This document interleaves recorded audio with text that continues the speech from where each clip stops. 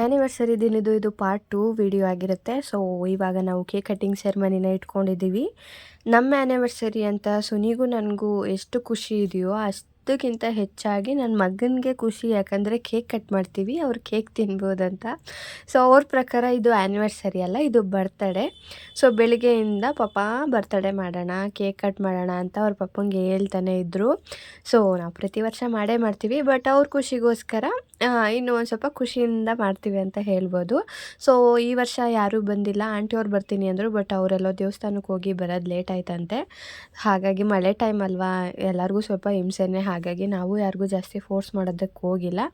So ಇಲ್ಲಿ ಬಂದು ರೆಡಿಯಾಗಿ ನಾವು ಕೂಡ ಕೇಕ್ ಕಟ್ಟಿಂಗೆ ಅಂತ ಕೂತ್ವಿ. ಆ್ಯಕ್ಚುಲಿ ಸರಿ ಕೇಕ್ ಕಟ್ ಮಾಡಬೇಕಾದ್ರೆ ಹ್ಯಾಪಿ ಬರ್ಡೇ ಟು ಯು ಅಂತ ಇದ್ರು. ಹಾಗಾಗಿ ನಮಗೆ ಅಷ್ಟೊಂದು ನಗು ಬಂತು. ಇನ್ನು ಮಮ್ಮಿ ಡ್ಯಾಡಿ ನಾವು ಎಲ್ಲ ಸೆಲೆಬ್ರೇಟ್ ಮಾಡ್ಕೊಂಡ್ವಿ. ಈ ಸಲ ಫೋಟೋಸ್ ವೀಡಿಯೋಸ್ ತೆಗಿಯೋದಕ್ಕೂ ಯಾರೂ ಇಲ್ಲ ನಮಗೆ ಎಕ್ಸ್ಟ್ರಾ ಮೆಂಬರು. ಸೊ ಹಾಗಾಗಿ ನಾವೇ ಕೇಕ್ ತಿನ್ನಿಸ್ಬೇಕಾದ್ರೆ ನಾವೇ ವಿಡಿಯೋ ಮಾಡ್ಕೊಳ್ಳೋದು ಎಲ್ಲ ಮಾಡ್ಕೊಂಡ್ವಿ. ಇನ್ನು ಮಮ್ಮಿ ಅಡುಗೆ ಎಲ್ಲ ಮಾಡಿದರು. ಚಿಕನ್ ಫ್ರೈ, ಚಿಕನ್ ಕಬಾಬ್, ಹಾಗೆ mutton pulao. Actually mutton pulao ಮಾಡಿದ್ದು ನಾನು, ಸಖತ್ತಾಗಿತ್ತು. ನಮ್ಮ ಮಮ್ಮಿ ಆ್ಯಕ್ಚುಲಿ ಪ್ಯಾಕ್ ಮಾಡ್ತಾಯಿದ್ದಾರೆ, ಅದು ಬೇರೆಯವರು ಕೊಡೋದಕ್ಕೆ.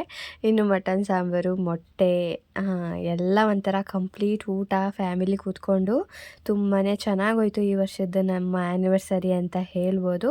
So thank you Suni, thank you mummy daddy.